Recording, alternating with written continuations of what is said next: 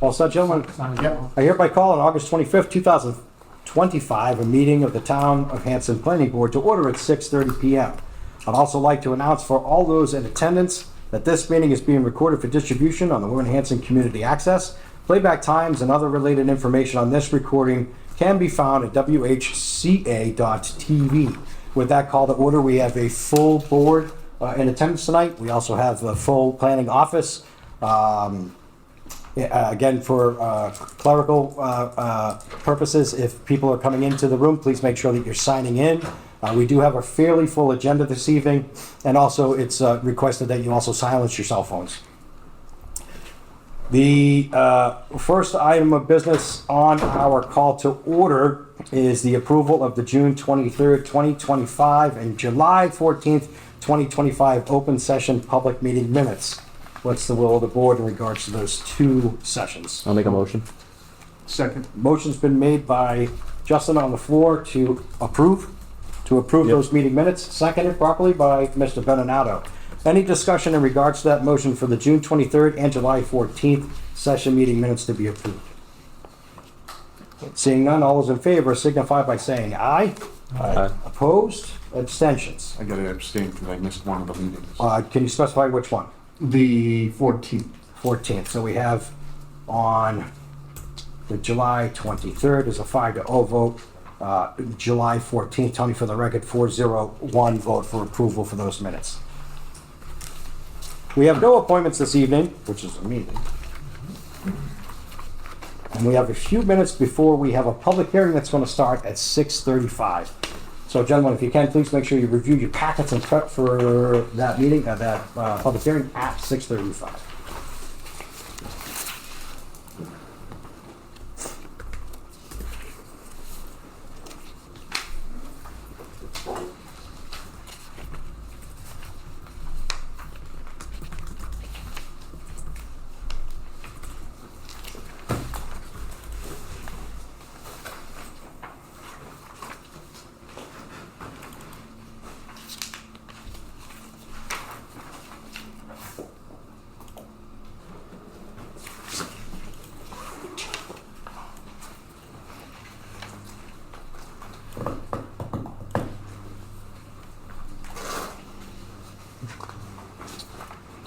Mr. Chair, when you get to 6:35, you're gonna have to read the public notice in the paper, on the paper. Got it.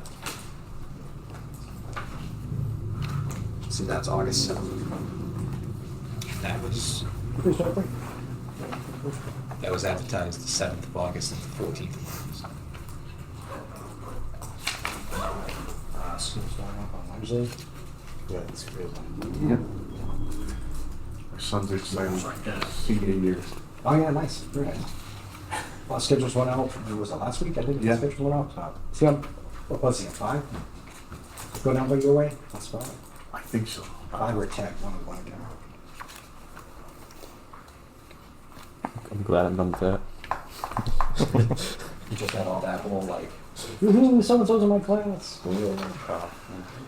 I got so-and-so for a teacher. My son worked it out, so he's got mostly electives his senior year. Very nice. Trying to do the best of this company. Yeah. Yeah, good for him. First couple of years. Yeah, that's great.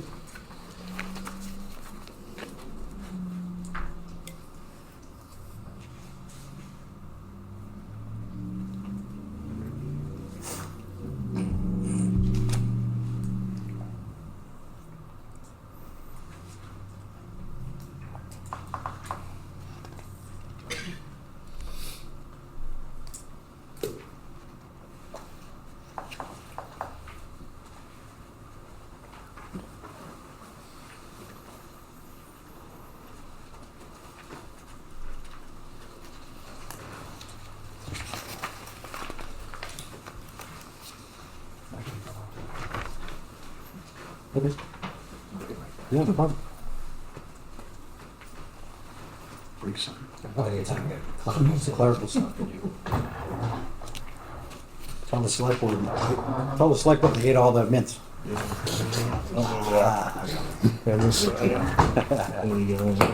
The time having arrived at 6:35 p.m.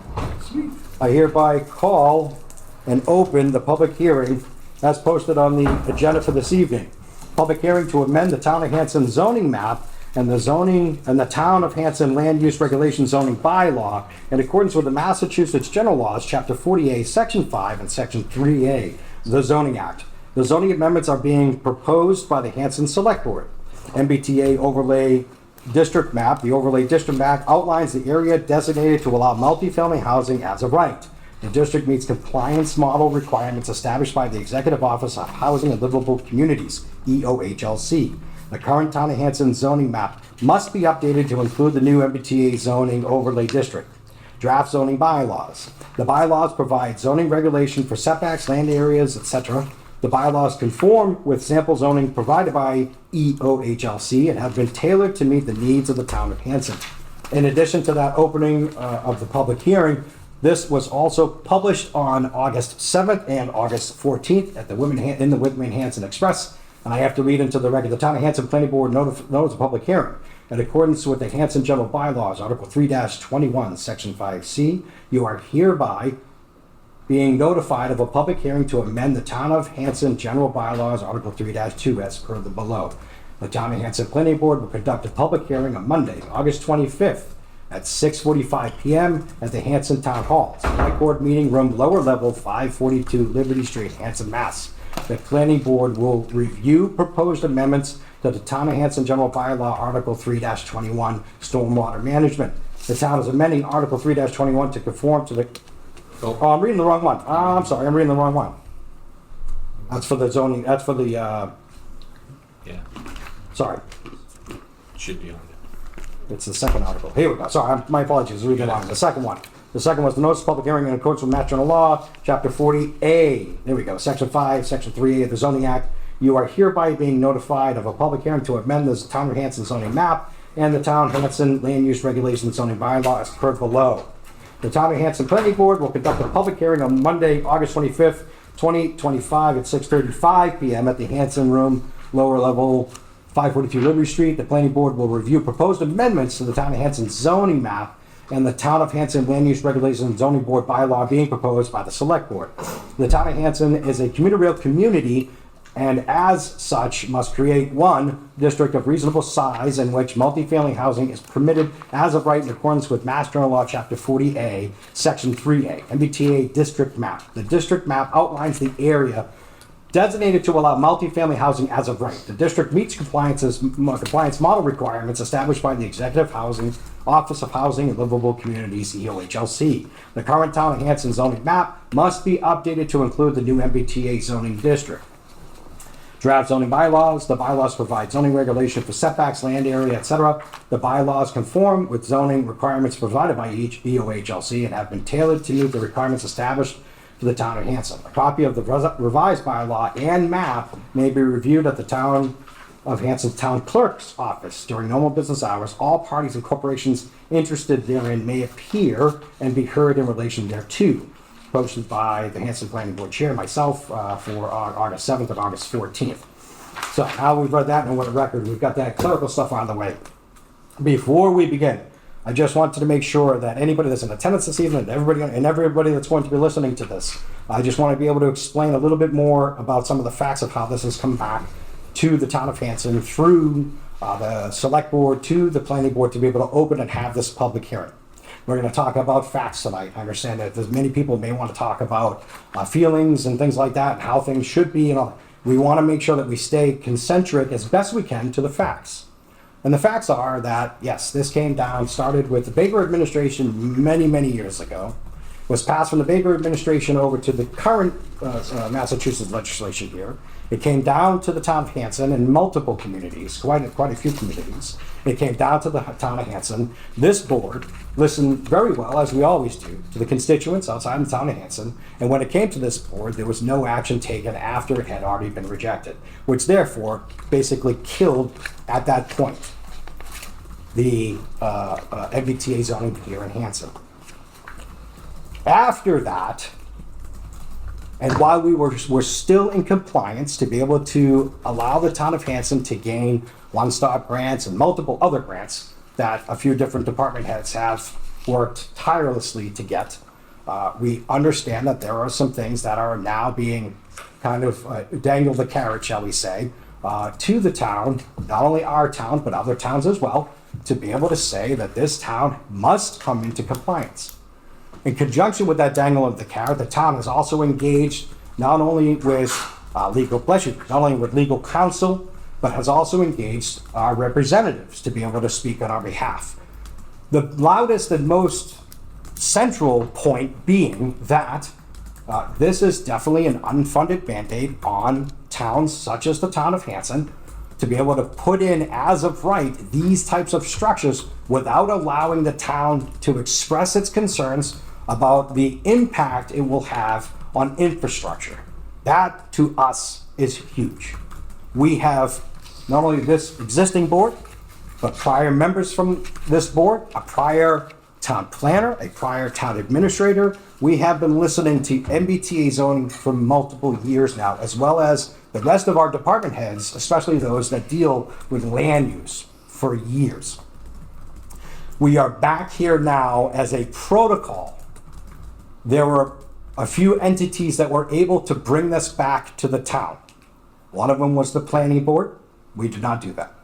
One of them would be the regional planning council. They did not do that. It could be a citizen's petition. It also could have been from the select board. What's the fifth one, Tony? Oh, that was it, four. It's a four. Zoning. Zoning board, sorry. There's a fifth, that's the zoning board. This is back to us to have this public hearing because the select board is asking us to hold this public hearing. That's how this is back before us here today. So this public hearing is being opened to further discuss NBTA zoning, and we'll see where we go and where things go from here. So with that, I'm going to turn the meeting over to our town planner. If there's any other details the town planner would like to have to put forward, then he'll be able to. Somebody didn't sign yet. Oh, please, if you've come in, please sign, make sure that you sign in on our sign-in sheet. Town planner. So, under section 5 of the zoning act, as you said, Mr. Chair, various different organizations can request zoning amendment, select board being one. And part of that process is that they require a report from the planning board. And so the planning board will hold a public hearing. So at the end of this public hearing, the board would vote to close the public hearing and then decide whether they want to issue an oral, written, or no report regarding these proposed amendment to the select board. I do have a PowerPoint with 15 slides if the board so wishes for me to go through, or you can just get right into it because of the fact that it seems like everyone knows about the MBTA. Sure, I can actually, it's deferred to the public. The board up here is well versed in not only the zoning area that was proposed, that hasn't changed, there has been no change to that. There's been no augmentation and request for consideration regarding the state and OHLC in regards to any potential change. Could this be placed someplace else? This half-mile radius to the MBTA, there's been no back and forth, there's been no give and take, there's just been a pretty staunch, nope, we said so. Well, I don't know, not to be cheeky, but when I was 5, because I said so, we need to get this and shake it up. Is there anybody here from the public that need any information or need any back information or any questions to the town planner about NBTA zoning and how things came to be? Can I just request that the overlay? Yeah, sure, we'll put that, sure, absolutely. Thank you, Mr. Bernardo.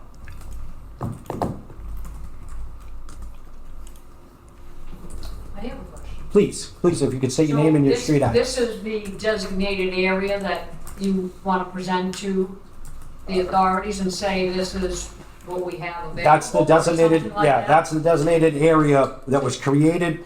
It's gonna, by our town Yeah. planner, he's gonna put it up here on the screen. It was created by our town planner Yeah. that conforms to the the very restrictive information that was given out by the state, that said, this is what we're looking for and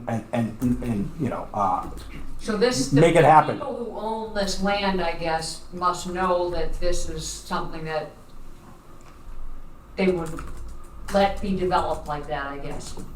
It's, Right? there's It's no, open land right now. so right now as it stands, there's no development at all being Yeah. proposed, right? This is a zone. It's an imaginary line on the ground, right? But that's kind of a very easy way to explain it. Yeah. Right now, as it stands, I don't think there's any active applications into the town hall for any persons to try to develop anything at all. Right. This was a request by the state to potentially, or to create the zone so they could have, just the same as our double A zone, our single A zone, our agricultural zone, Mr. Chair. industrial. I mean, it's actually an overlay district. Yeah, Like a overlay. flex overlay district. So there's a underlying zoning. So if someone came in to develop this A piece in this area, they could either apply the current zoning that's underlying, or they could apply the overlay zone. It's like flexible. And if my geography is correct, it's the Old Ocean Spray Plant north. Correct. So this would be the Old Ocean Spray. Mhm. This is the train station here. Yep. And this is a property north of that. It's a large parcel that's north of that. So- And 101 is town, 101 is owned by the 101 is town of Hanson owned. What is 59? Is it 59? included or excluded? excluded. Okay. And It looks like it's. And as part of the information that's gonna go in the warrant, there's a list, a parcel list. There's 11 parcels total. Miss, you still, Yeah, so Yeah, that, please, so send the it. people who own the land, if it's not 101 and it's privately owned, they are well aware that. I have no, I can't answer, that. I have no idea, I because mean, this, I guess I'm saying, how did, like, if that's privately owned, how did you determine that, okay, we're gonna, there's nothing on it, I guess? The town of Hanson doesn't not own all that land, I guess is what I'm saying. Right, it's all privately owned, so if. Right, so they are aware that their town, their land has been a potential site for densely It's zoned.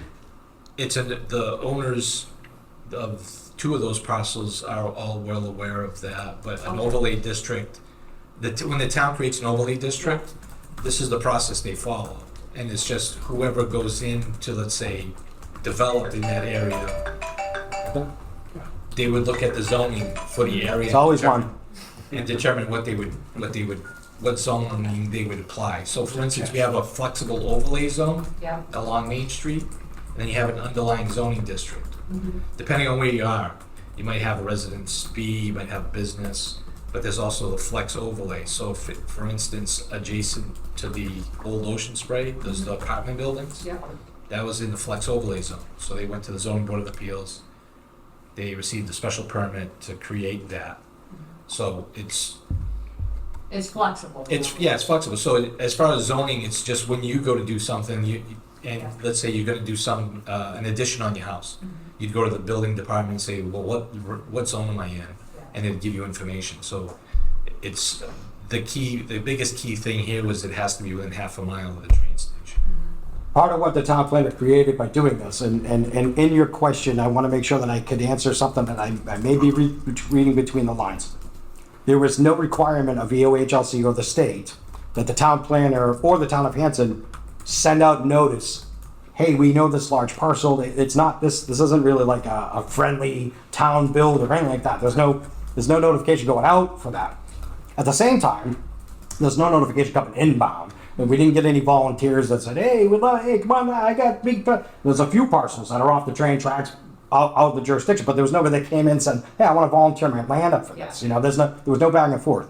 The town planner, being very good at his job and being responsible for the town of Hanson, to be cheeky, took a polished turd and buffed it a little bit. Because we all feel the same. Well, I don't know if the Attorney General might like me saying that, or the governor, but he did the best job that he could with the constrictions that were placed on the town of Hanson to be able to create something. So yes, is this a large parcel it could have gone lateral, it could have gone east and westerly of Main Street, could have gone north and south. Yeah. Half-mile radius, do you have the half-mile radius map? So hopefully Tony can find the half-mile radius map if you pinpoint Yeah. the MBTA area, and I think that would be concentric to the parking lot. We never got an answer about that either. 24G. So the half-mile radius, you'll see along the southerly side of this radius is Barge Pond. Yeah. It's wetlands, that's not gonna happen. And then there's other residents along Main Street, residents along Phillips, you know, so, Station Street, you'll see that there was, High Street, I think actually High Street's just outside, is it not? I see. High Street is still right. It's right at the edge. So maybe, but you'll see the impact of kind of the area choice of where it could have been, you know, zoned. Yeah. But knowing that, you know, this is impacting zoning. Tony's gonna come, Tony's gonna create, he's did his best job he could with a Polish turd. So one other question was, the new places up on Main Street, right by the T there. Now, does any of that count towards what they were looking for? It's not, it's And outside. same with the Phillips Right, it's development, outside. none of those count towards that either? No, that's correct. It doesn't mean that they can't count at a later date if we Yeah. make adjustments, Yeah. but they weren't counted because the concern. Phillips Street, for instance, was supposed to be more than one building, it was only one building. Yeah. And if you do it as of right, they could come back and say, well, we want to put another building on. Mhm. And the concern of that is, this is part of the zoning bylaw, Yeah. which means any part of the zoning bylaw is always subject to you asking for a variance. And if you don't get it, you can take it to court. So it's one of those things where this is a starting point and it can be adjusted, as long as it's not adjusted to where it's not compliant. So in other words, you could, at a later date, come back, because this was such a tight timeline, could come back and say, okay, well, we might take this parcel out and add this parcel in to make things look better. And so it, as long as you don't make the zone non-compliant, you're good. So it's still, it's not like this is cast in stone forever. We can come back and make adjustments as we need to, like any zoning bylaw. You had a question, sir, straight in the back. Yeah, my name is Michael Pereira, Hi, Michael. and we're the owners of all that parcel. There you go. And Does the owners know? and I want to back you up that there are no plans, and we're only here because we got the letter, and what we wanted to do is we wanted to ask you, because we are the owner of that, 23 and 19B.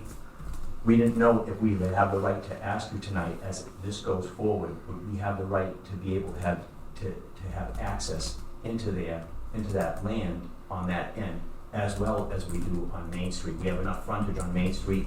I don't know if we have enough frontage on number 12. Number 12 comes out to High Street, as you can see the big blue lines. But number 19B and 23, we didn't know if we had that right just to present it. We have no future plans for that property, but someday down the road, my father's 88 years old, my son and I, Tyler and Michael, as we come before you, someday we don't know what we'd ever do with that land. But what if we make it more saleable by saying, listen, we do have another access. So we didn't know, we came tonight not knowing if we would have the right to ask you if that could be a part of the proposal to have the entrance coming off of 19B and 23. We also own 59. So we just wanted to present ourselves and just see if that was possible. If you say that it's not, then we may have come for nothing, but we just didn't know we have the right to ask that. My opinion, and I'm not gonna speak for the entirety of the board or the citizens themselves, my opinion would, I would think that this is out of the gate so far that I certainly want to speak for the state. I don't know if they would look for an augmentation at this point. Right now, we're being pressed to get this done, right? Okay. So whether an augmentation happens, I'm not sure about that. Okay. Tony can probably comment whether they're going. Right now, we know that this is what's on the table, rotting that we need to eat and we need to figure out. Understand. You know, lack of a better term. And like I was saying, like Tony was like the town planner was saying, certainly other augmentations that could happen after the fact. I would think so, but right now they're pressing about the fact that the town of Hanson is non-compliant with MBTA zoning. That's the bigger issue right now. Yeah, and to add to whether this administration may change at the State House. Yes. And it might go away completely. You know, we don't know what's going to happen. Well, thanks for letting me ask you that. Yeah, absolutely. And then I'm going to let the town planner comment. Oh, there was So- some questions. So. Yeah, I'm going to get to the things just. So if something was, so you said 19B and 23? That's correct. We So, own those properties, so if, and they're not part of it. We were just gonna ask you if it could be. Well, if you were to ever do something with all those, you would basically have, part of the property would be in that zone and the other part would be in the zone that was, so in essence, 23 and 19B, I don't know off the top of my head, but I'm gonna use, let's say it's Residence B. Yes. So those two properties would be in Residence B and then the rest of the property would fall within the overlay district. Okay. Just as if you were to develop them today or sold them today, and there was no overlay district, you would just follow the zoning for that area, and those properties fall within a few different zones. Okay. Thank you. Absolutely. Thank you. That's, yeah, no problem. This will go on. Corinne. Corinne, Hi, Corinne.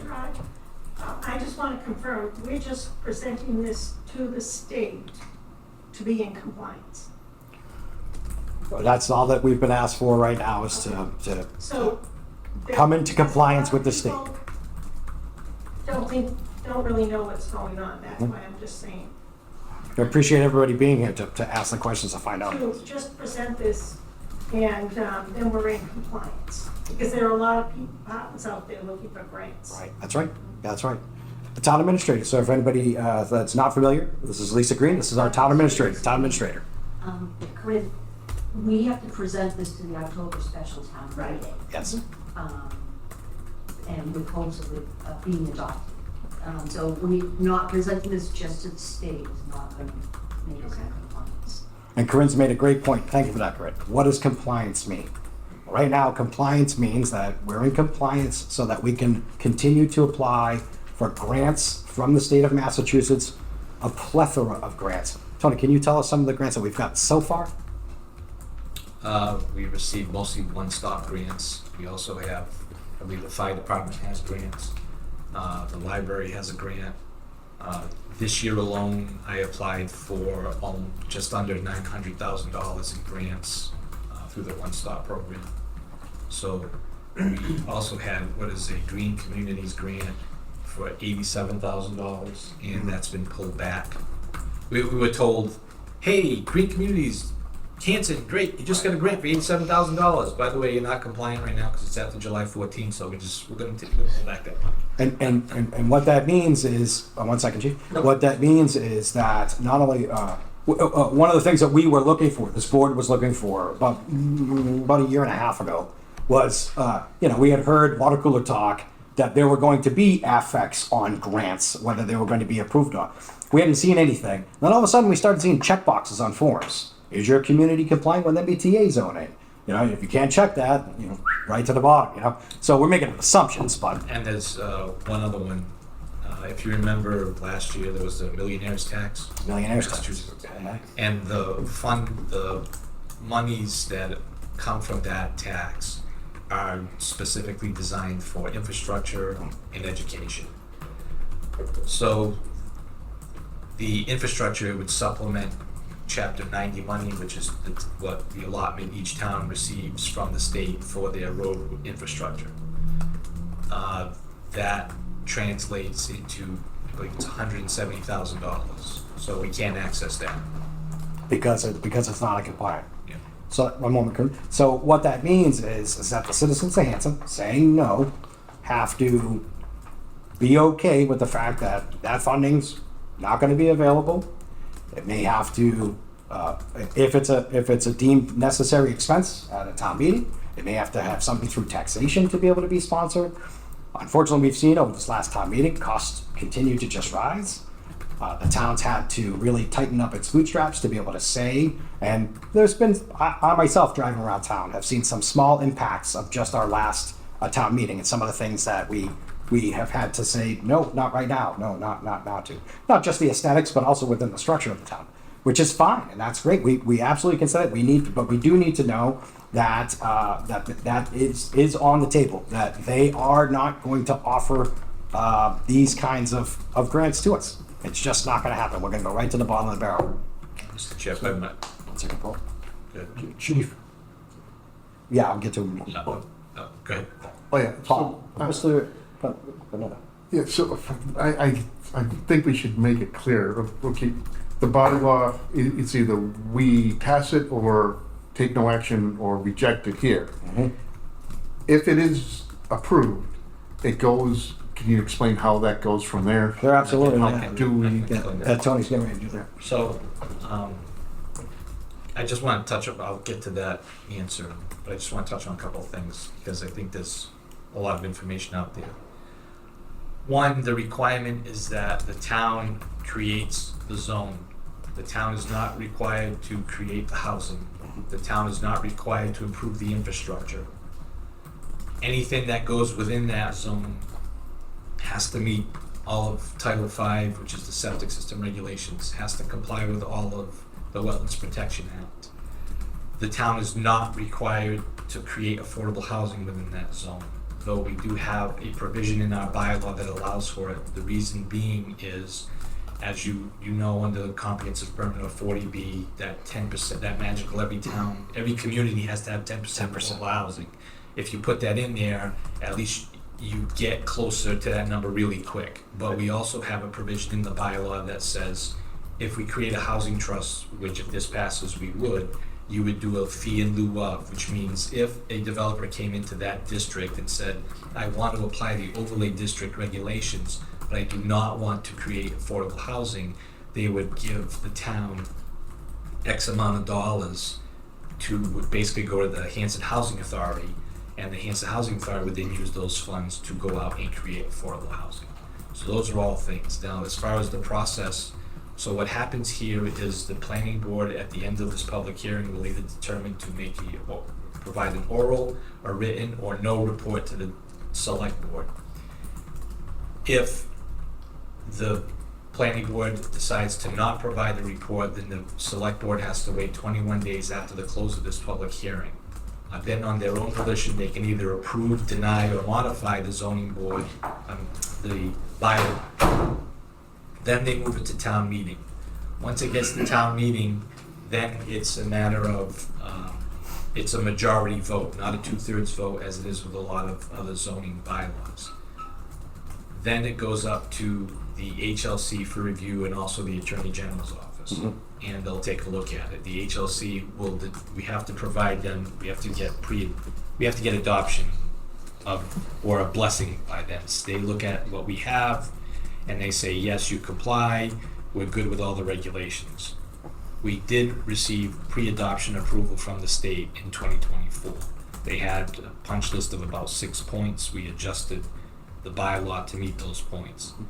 And then it was approved at town meeting. So once it goes to the HLC and they're good with it and the AG's good with it, then it becomes, we put it into our bylaws. And it becomes a bylaw just like anything else. Residence A, overlay district, Residence B, anything that's in the zoning bylaw. Tony threw out a lot of acronyms and titles and things like that. Was there anything that he spoke of that anybody needs anything expanded on? He was speaking about the comparison with a 40B development, which helps the town when we get to that mandated 10% by the state. Right now, we're at 4.7. Yes, 4.6. we'll be just over 5% with two of the projects that are currently Going on. What that allows, when we get to that 10%, that allows the town, if another developer were to come in to do a 40B in simple terms, it allows the town to be able to say, oh, no, hold off, we've got plenty of 40B right now. Nothing compared to Section 8, that's a whole different chapter in a book. So, but that allows the town, right now we're at 5%. So right now being at that 5%, we're not allowed to push back with zoning and requirements and say, hey, well, we want this area to look like that. All that stuff's out the window. If that allows the developer to be able to develop that site per the regulations under 40B. So that's where that comes in. Different than this. The chief of the question. Yeah, I want to get to the chief. I'm just going to get to the chief. So 40B, is that for every town in the state? 40B is for every town in the state. Absolutely, yes. Yeah, that's every town in the state. And most towns are up well above 10%. So the it's on. state is telling us we need so many units. For 40B? No, for the MBTA. Well, yeah, it's If I may- 700. But yeah, so if I may, so that number they came up with is, they determine each community, there's 177. And you're either like a rapid transit, or a commuter rail, which Hanson is, Right. or you're an adjacent town, which means you don't have commuter rail, but you're right next door to a town that does. Okay. So the state, depending on what you are, there's a certain percentage of your housing stock. So for Hanson, it would be 15%. And if you look at our housing stock for 2020, 15% would be like 594 units. But they also look at the area, which is 50 acres. They want the zone to be 50 acres. And if you take 50 acres times 15 units per acre, which is the density, you come up with 750. Okay. So they come up, so whichever number's higher is what you kind of have to go with. Now, they also know that that's a number. They came up with a number. Right. The reality is, what do the site conditions allow for? So when you have your soils, your septic, your wetlands and all that, they may have 750 units, but they know for a fact, and they've stated it, you're never gonna get to that number. You'd be lucky if anyone ever gets to that number. Some of the bigger cities might get to that number, you know, but you're never gonna get to that number because the site conditions may not allow. And this is all private land, and if no one in this district ever sells their property, you know, they just know. They're not, it's not a case of, What happens? you have to go, at this point, there's nothing to say that, you know, as long as you comply, and you have a zone that complies, that's all they seem to care about. Oh. You know, it's not like you have to build a housing, no. If there isn't enough water, for instance, let's say 101 is the town-owned property. Yeah.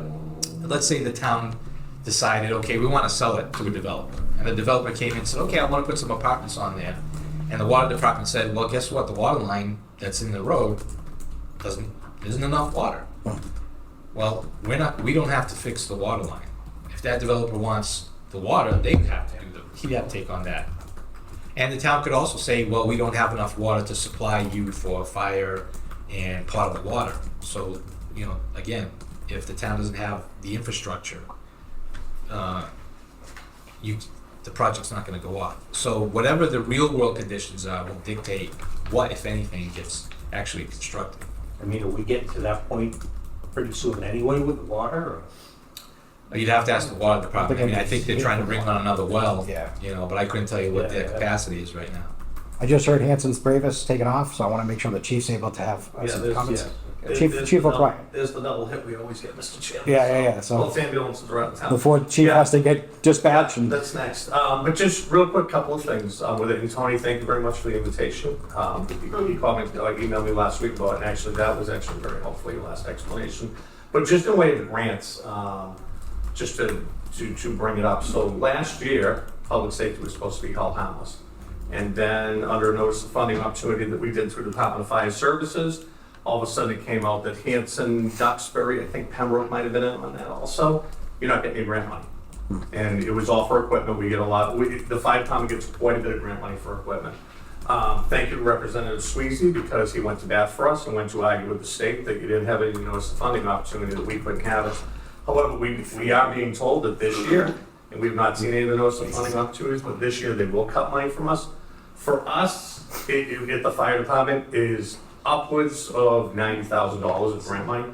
It depends on what they hit because we're not sure. We know Department of Fire Services through Safe and Senior Safe. That's a target. We know our equipment grants to the number of target. We don't know if earmarks are or not. But just to give you a rough thing on that it's a potential of a $90,000 impact that we have for it. One crazy question, and Tony, you might have actually, is Robert Bryant 1000 Fremont Pond citizen asking. Just because I send Tony stuff all the time when I'm seeing it pop up from like Duxbury, Marshfield, other towns like that in Middleborough. Are a lot of them getting around, I won't say getting around it, but getting around it because of they already have the housing in town, or are they doing stuff with land? Like I know Duxbury did something, I think down by the waterfront or something like that with it. Yeah. It'll be different because of having the MBTA in town. The towns are trying to openly admit that, hey, we've created a zone that is never going to work. You're never going to build a house in. And I'm pretty sure that I've read that the state's going, that's not gonna fly. Okay. So it's gonna go right back to them. It'd be like me saying, okay, let me put the zone in Wampatuck Pond. You know, when the state, and then admitting it, the state's gonna be like, nice try again. You know, it's a nice try, but they're not, they know, they recognize that. You know, you can't create a zone that's not going to be able to yield something, you know?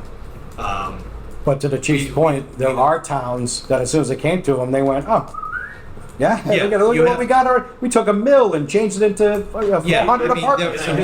the higher density communities did have the ability to Right. go out into certain zones and just kind of, like you said, circle and say, we're there, you know? Now, one last crazy question, then I'll stop.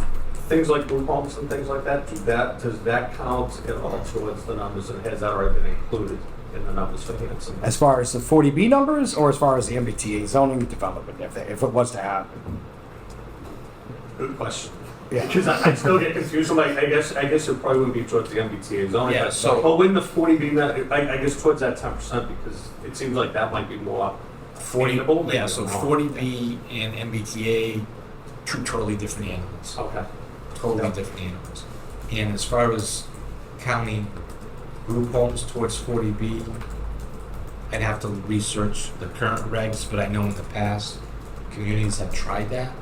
There was one community that tried to use the prison as 40B housing, and the state said, Okay.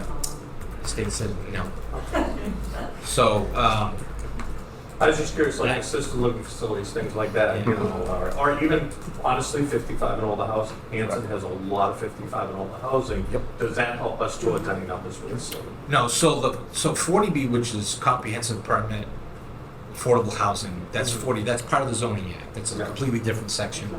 A guy can come in with a project and say, okay, I want to put up a 40B, 25% of that project is affordable housing. And again, when it's affordable, it means they have to have a job to be able to buy and pay a mortgage. Is- Or it could be rentals.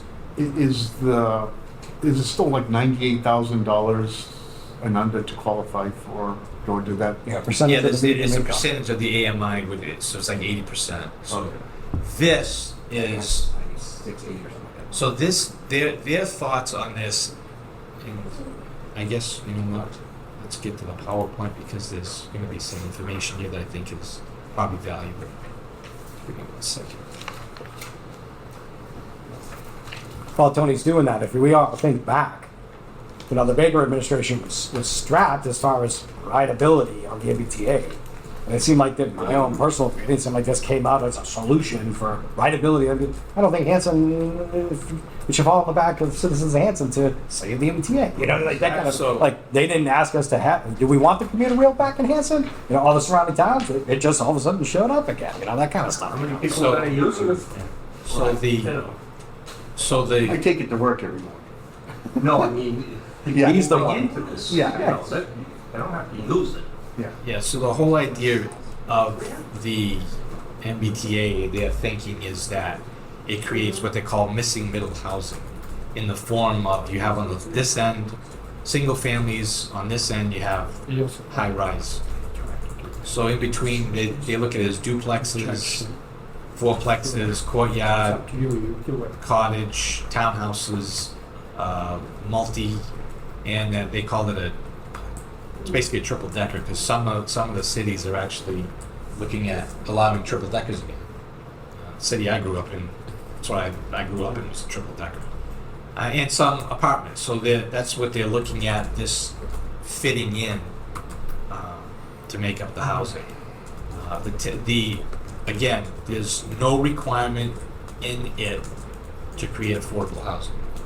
You can, but you don't have to. Now, if you're trying to get to that state mandated 10% affordable housing, adding it in there because it's multifamily, you're gonna get that number quicker. And then you can shut the door on that aspect of it. Yep. Hi, Amy True, Halifax. Hi, Amy. Board. The MBTA zoning law does not allow over 10% of it to be affordable housing. Mhm. So if, let's just say 750 units were built, only 75 of them could be affordable units, or else it wouldn't comply. It does not allow age restriction at all. And if you add 750 units to your town, then your 5% will probably be less. You'll end up having less than 5% because you're gonna have such a large number of total housing, and then you're gonna actually go backwards. Yeah, so, Amy, she stated she's from Halifax, well-educated in MBTA zoning. She's got great points about all of that. That's the polished turd part about all of this. You know, It'd be it's like a never ending. and what's crazy is that, as the town planner pointed out, it really comes down to the person that's going to develop the property. That's really what it's going to come down. We've tried to do things like, could we put a higher level at the MBTA parking lot? Is that possible? Have the first ground level, which is never full, parking, and then do vertical building. You know that? Bring it back, put it back to the MBTA. No. So no suggestions. Amy. So have you done an impact study to find out how much it would cost to add the potential of 750 units, which of course, when you do these developments, you don't know how many number of people are going to live in them. Have you done the impact study on what, say, 750 kids added to the schools was gonna cost? Yeah. Or have you thought about how much 750 units would flush their toilet, do dishwashers, water washing machines, and do all that when you already have water bans? And how it would affect the fire department and the police department. So you say you miss $87,000, but if the other side of the calculation is done, then you'll find out that that $87,000 grant that you might miss goes missing. You're saving millions of dollars on the other side. I mean, think about how much South Shore Tech is costing. So you're not doing the full math problem if you're only looking at missing $87,000. Right. Yeah, good Have point. you done that? We cut our nose off to spite our face. Have you guys sent out to all the other departments how much it would cost if 750 units came in? Our department heads have been well involved with Tony, making sure that we get all the information that we need. Yeah. So they email you what the impact study is going to be so that you can inform? Could be water cooler conversation. You know, like Chief O'Brien's here. Chief, how would it impact your department? In 750, we do half a call per building built, per unit. So if they do 750, it'd be about 300 calls a year, roughly. We have representatives from the Conservation Commission, if you don't mind. How would the impact be to this area, in your opinion? I mean, I think it's tough to speculate on a blank chalkboard. Nobody's put something forward before us. But I mean, we put 2 years into a subdivision off of County Road that was moving glacially fast, and that was a concern. I think, on the other hand, we're hearing on the one side that you can't build the 750 houses, and on the other side, you have someone trying to base the math on if you build 750 units. And I don't think it's a good faith argument to use the 750 when it's convenient and not use the 750 when it's not. We have representatives from the library here. How would the impact of compliant, non-compliant affect the town of Hanson Library? Hanson, library director. So we applied for the state has released a construction grant program, and we've applied, and we are first on the list for our tier. And we were lucky enough that with the zoning, we were interim, we weren't sure at the beginning, but we were able to receive the planning and design grant portion of it. So we're working now on that. It's up to $100,000. There's a second phase of construction, and if we do move toward that, then we need to be MBTA compliant. So we would be eligible for that grant. The construction program is funded by a bond bill from the legislature, and they specifically included it language in that bond bill to specify that larger construction grant money could not be given to towns that are not compliant. So, as I said, we're working, even though things are up in the air right now, we are continuing with the planning and design phase, working with the architect, OPM, but right now we don't know if we're going to be able to. We've already spent Corinne? a lot of money. Hiring the OPM of the architect, the feasibility study, there was another study we had. We did a lot of other prep work earlier too. If we get the grant, it's 55% of the cost, which is huge. So, Town administrator, if you mind, if I put you on the spot, pros and cons, both sides. MBTA, pro or con? So I think one thing that people people really do need to recognize, as Mr. Ferrera Yes. mentioned, it's privately owned land. So somebody has to come into town and convince Mr. Ferrera to sell his property so that they can build some units. Secondly, as our town planner said, the realistic probability of someone coming in and building 750 units is almost nil. Because it's still scrutinized by our planning board, by our zoning, by our building. So it's still looked at by conservation, by health. It's all still looked at by all those departments. And, you know, it's still scrutinized in that matter. Again, if we don't have the water infrastructure, it's gonna be up to the developer. And are they gonna want to spend that money? If there's wetlands there, they're not gonna be able to impede on the wetlands. So there's a lot of scrutiny that is still valid that happens with the MBTA. And something to remember, some people can already come into town and do this. Look at what Mr. Egan did on Main Street. He came in, he built 2 multifamily units, he can already be done. So, you know, those are very important points to remember. And the town not receiving all these grants, the state continuing to claw back more and more, there's less and less for the Attorney General to come after. And this literally could cost the town thousands and thousands and thousands of dollars. It's not unheard of if they sue us in court. The court can issue a judgment fining the towns for not being compliant with the law. So there's a lot of different aspects that need to be looked at apart from 750 units, because that seems to be the only figure people hear, but they're not listening to the other realistic reasons of why there's pros and cons. So this gives the town a level of control over what can be built and where it can be built. Yes. A year ago, the school committee was engaged, and there was pretty much a 50-50 split.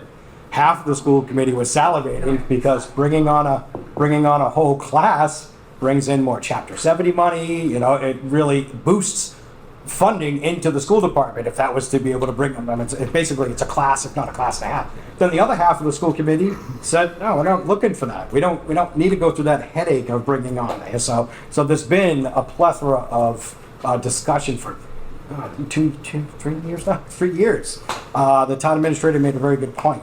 The Attorney General they got their way. There was a huge coming together of towns to say, no, this is an unfunded Band-Aid. Let's get together, let's bind together.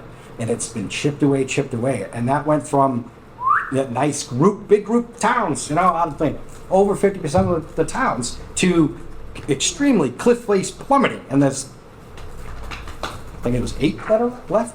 Can't remember what the count is now. Us being one of them. Yeah, it's not a matter of if, it's when. So I wanted to make the point, it's not the impact of whether or not the library misses a grant. It's the impact of the town and how they'll have to build a bigger fire station and add more fire Correct. apparatus. It's about the school not being up to uphold it. It's about the fact that you already have water bans. I will make a point that there is somebody here that's already looking to sell that land and have access on 19B and 23, so that already is out there, and that will impact your town. And in other towns, they have absolutely built on wetlands. They've actually taken wetlands and replicated them in other towns in order to be able to build on wetlands that you actually currently have. And I could cite different towns that are on the North Shore that have done that. Sure. I can cite that in the Halifax, the overlay zone disregarded all of the wetlands in the overlay area. And I believe number 10, where Rosen is not an overlay that the town voted to have. Rosen? Is that where the, number 10, is that the lot that Rosen has the lots on? Is that, Main Street. Is that an overlay of some sort? Do you mean Egan. Do you mean Mr. Oh, sorry. Egan? Yeah, Mr. Egan. Yeah. Wrong name. Yeah, Mr. Egan. Is it an overlay? Yes. Yes. Yes. Yeah, it is an It's an overlay. overlay. Yes. So the town voted for that, but I would make a point too that the town already overwhelmingly said no to MBTA. So to put it back in front of them, while you're being mandated by people that are gonna probably be out of office next year, you should probably stick to fighting for your town, which is what they said at a town meeting. And Yeah, that's that's the- actually who we work for. That's the big question mark, the big mystery. Including the town. The big mystery is where do we go from here? You don't work for the state. So, gentleman in the back.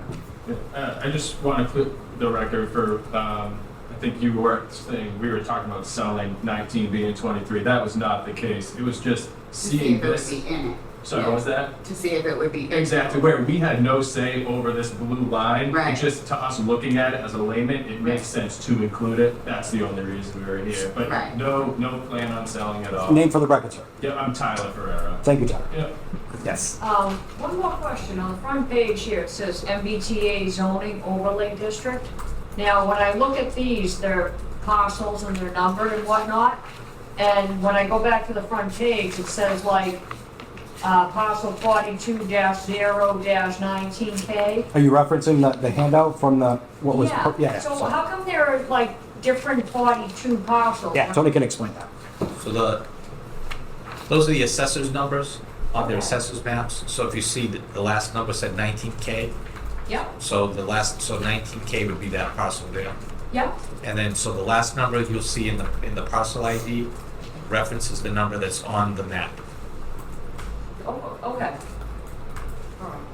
There's like 80 So 19K really is what I'm looking at right there, the big area, right? So Right it's here. really the last number that comes into play for To me. match the map. For Yeah. not, That's right. okay, Yep. okay, thanks. And, Mr. Banana. and I wish the state gave us a little bit more flexibility with this, because we have the old Ocean Spray plant that's like, anyone remember the 1976 Rocky Balboa movie? It's like Rocky-ish, it's horrible, so I wish that could be developed, and I wish we could focus it right on there, but we can't. That's on section 11. So Yeah. it's inclusive. It's definitely inclusive in that zoning. So yeah, the point that Mr. Benano is making is that the town of Hanson, its citizens and its boards have been extremely vocal. This is not for everybody here, but it's being recorded for anybody listening. We have been extremely vocal in conjunction with other communities that it just doesn't fit. And the answer that we've gotten is, we said so. With no flexibility to the town whatsoever. Our representatives. I think there's been some headway recently with Representative Sweezy, who has kind of brokered some more discussion with folks at the state level, which is very nice to hear. Out of experience for the past 2-something years, I think it's going to be very much of the same. I'm afraid it's going to be very much of the same. I've had people, the board's had people say, this is something that needs to happen here. Hanson should be happy about. You guys should be telling people and PR in this. That's not my job. That's not anybody's here's job. That's not Tony's job. It's the citizens of the town that spoke loud and clear. We just want to make sure that all the facts and all the opinions and all that everybody's able to have on both sides, positive, negative, in the middle, that everybody's able to have the good discussions that we can have to make whatever decision needs to be made and move forward. The town administrator made a very good point about the Attorney General's office. If you recall at last town meeting, there was an article that was proposed in regards to reserving some funds aside for defense, a legal defense. That went down like a lead balloon. So there's no basket right now. There's nothing. So we have no idea where that's going to go. If there was to be litigation's unbelievably expensive, and I think that it would probably triple the town's legal budget just to fight this, the one thing. Not to say that I'm not trying to convince anybody or tell anybody different, but that's a fact. That's an absolute fact. That's why the town was looking for money to go forward. Lawyers are expensive. The state has a lot deeper pockets than we do, that's for sure, because they're pulling the money from the other towns to be able to fight against us. Selectman Heel. So we have another person. 116 Pine Grove Ave, Selectman also. One of the people that brought this back up, I know all the townspeople just saying, why do they keep doing it? Why do they keep doing it? But we have to make sure we're doing what's right for the town. And right now, the town is telling us we don't want it. I'm saying I don't want it. I'm one of the biggest people that don't want it. but the town is also not willing to come up and say, we'll pay the legal fees. So if the town, there's an article on the warrant to help pay the legal fees. If we don't pay the legal fees, we're basically gonna lose the case, and I believe the state can then do whatever they want. You know, this is under our control at this point, and if we lose the case, what do we have? And if the town won't, I know the town doesn't want it, because most everybody I talk to doesn't want it, but the state is pushing their weight around, and we're gonna lose if we can't fight it. We need to either fight it or give up, and I hate to say give up. So if you wanna fight it, we've gotta get together, and there's gotta be other times, other public hearings between now and October. This isn't the only one. We're gonna have to decide, what are we as a town, how are we gonna handle this? Because right now, the select board basically has our hands tied. And I believe if we go the way we're going, we're gonna lose. I don't know, I wanna win. I don't know that putting the money into a court case, I feel like if we spend 3 times our budget, I don't know that we're gonna win with this, these people. And also, you mentioned a few times Charlie Baker, and it is a different bill now. It's Completely different. than what Charlie Baker put out. This is, when Charlie Baker, I don't think it was as of right. Nope. It wasn't as of right, they could do it. And it wasn't There was punitive only a either. few grants that they could take away. Healy brought it up to 13 plus grants, and then when we didn't comply, it became bigger. I mean, that was the ones that the library department was saying weren't even on there. So if we continue to not comply, it's gonna get bigger, and it's gonna take more and more money away. And as a select board member, we need to do what's right for the town. We need to be able to balance the books. And if the town wants to do it, it wants to say, we're not gonna do this, we're not, I don't want to do this. I hate this more than anything. I don't know what the answer is. And basically, the cycle continues. It's gonna go here, and it's gonna go to the select board, and it's gonna go to town meeting. So basically, you're just looking for this overlay, is that it? Correct. Yeah. It's, Well, I'm not looking for anything. Well, no. Yeah, we're not looking. it's not going anywhere. We're presenting the best option for the town, that the town planner, certified, well versed in his job and his duties and his responsibilities in the town, and always puts the town out in front, said, I gotta come up with something. Right. We have the land How on. long do you think that a developer comes saying he wants to develop, would all that take? You know what I mean? A year? What, more than a year? A developer today could come in under 40B Yeah. and put in multifamily or single family or whatever they want. Right now. They could go into the zoning board of appeals, they could file a comprehensive permit, and they could put 8 to 12 units per acre, and they could do various types, they could mix it, they could make it single families with a mix of apartments, they could do all apartments. It'd just be a matter of, they have an availability already to do something. So how long's that permit? What's that? Somebody could do that now with 40B? Absolutely. Like make that 40B. Yeah, and if that, this would all be a moot point if that was happening, because we would do like Lakeville, and we would say, oh, yeah, we're all set. Give us our grant, that kind of stuff. Okay. It's true. So 40B, just so that you know, when it does go to zoning, it goes, and it takes a lot longer to go through. That's why they're trying to produce overlays. Overlays go through a lot quicker because it's pretty much laid out. You can be 20 feet from the street. You can be, I didn't really study it a lot, but whose house can be 20 feet from the street? So you're allowing multi-million-dollar people who don't, corporations who do not live in your town to come in and just have an easy overlay. When they go to get a 40B, they have to do a lot of work, and they have to sit in front of the zoning board, and all the other boards take they participate in those meetings. And it is a lot harder. That's why they're trying to do overlays. We also have to remember that Mara Healy is done. I mean, What's up? she's done. And Andrea Campbell will go out the door with her. So you can hold on to your town where you love it, where you That's what I love was the getting property, at, is there a and way wait a out? minute. Wait Or out. you can give in because it's the credit card society. Everybody wants everything quick. You know, but your town, no offense, like if your town doesn't have 45% of it, you know, to build a new library, even if you got 55%, they're already in dire straits. Like everybody wants all these things, but we need our seniors and our people to be able to afford houses. And if you keep adding to the tax base, if you add, even if 350 units were added, you guys are gonna have to build bigger schools. Look at your bill for South Shore VOTEC. You can't just give in. Subdivision control went in to protect us from this type of thing that happened in the 80s. Right. And a lot of these developments now, because I am a realtor as well, a lot of these developments are actually going belly up. They are going belly up because there's too many of them now. And really, quite frankly, the one in Kingston is full of illegals. And I don't think the public. All right, we're gonna pull it back to the public hearing. Let's pull it back to the public hearing now. And Hanson, in comparison to many other towns around, me coming on to the Hanson Planning Board, I was absolutely kind of face melted when I had started doing an inquisition about coming on to planning, and I started looking at Hanson compared to the other South Shore towns.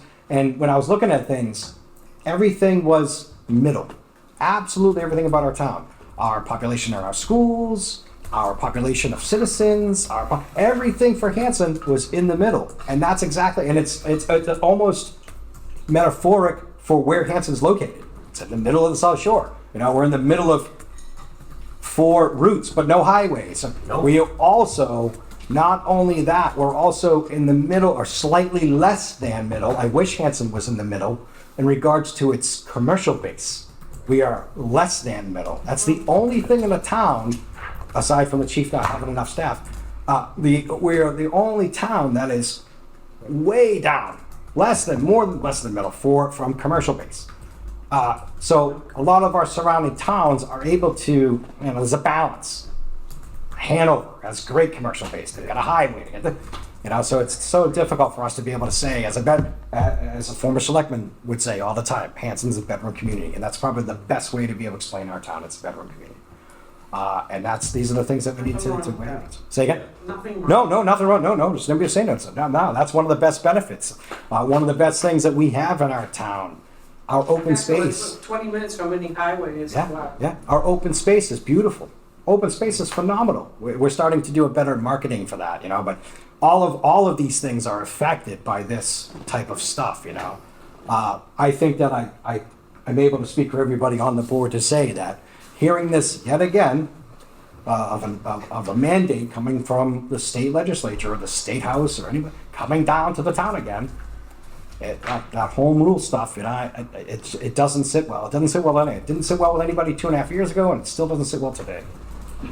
So, you know, these are pretty much all the facts. I think we've had a really great discussion. Chief, go ahead. Just a quick question, if 2 years from now, hypothetically, we haven't taken action, we haven't defended, we haven't done anything, and the state or MBTA comes out and says, okay, here it is, are they using that area because we have it, or can they come in and say it's over on the Cranberry Bogs off Indian Street? I guess, do we know that, or? We don't. Oh, we don't know. It'd be speculation. I didn't And know. you would think they would go with their own guidelines. Yeah, I'd love to be able to turn back and say, oh yeah, you're gonna come down and tell us, but it has to be within a half mile of the Right. MBTA land, you know, you gotta. But when they come down, when they come down and tell us, it doesn't have to be within a half mile. It could be somewhere else that we have no control. Once the state says they're gonna do it, that's the thing. We need to somehow stop the state from doing what they're doing. I don't know. And Yeah. I think the only way, if we as a town, if that's what we want to do, we need money to do it. We've had plenty of things that have come down from the state level that everybody has had great debate over. One of the most recent, Mr. Bennett, if you don't mind, one of the most recent, all of the marijuana, retail store, manufacturing, we are complete polar opposites in regards to that. We had great discussions, and the town came forward, Town of Hanson, we have a grow facility, but no retail. Makes perfect sense, and we spoke about that. Mr. Bernard and his wife, we spoke about that. There's plenty of people.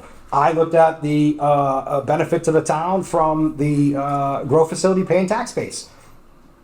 Did I myself want a retail brick and mortar store? No, absolutely not. No, but I didn't mind some of the other aspects of it. So we've had these discussions plenty of times when these state mandates come down. Adult zoning, adult entertainment zoning. We actually have that in the town of Hanson.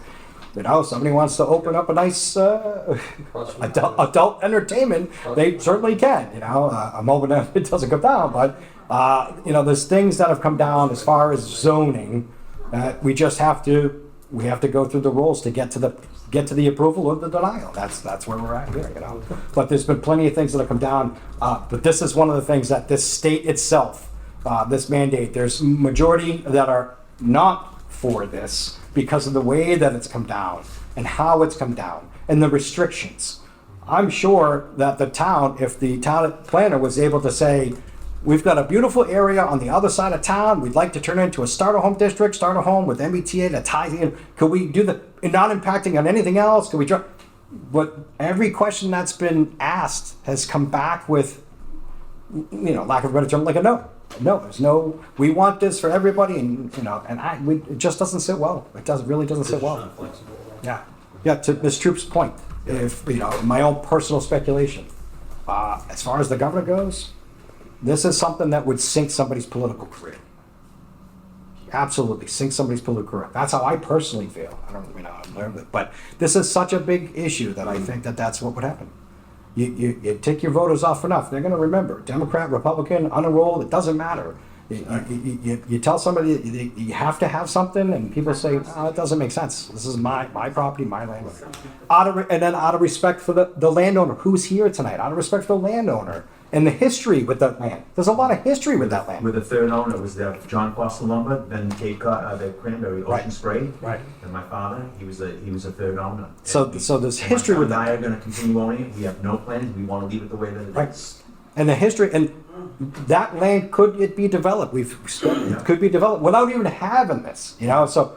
And our thing was, if it was forced, all we were asking was, hey, if it was forced, we just wanted the right to, the proposal to come in through 19B or 23, that's all. Now you Just for as a sustainable future down the road. Now you asking as a citizen to me saying, hey, MBTA got crammed. In my personal opinion, the way I would say it, I would hope the town would say to you, how bad was that? Support the landowner. That's not, that kind of thing. So that's the balance of everything. If there's anything new on the south.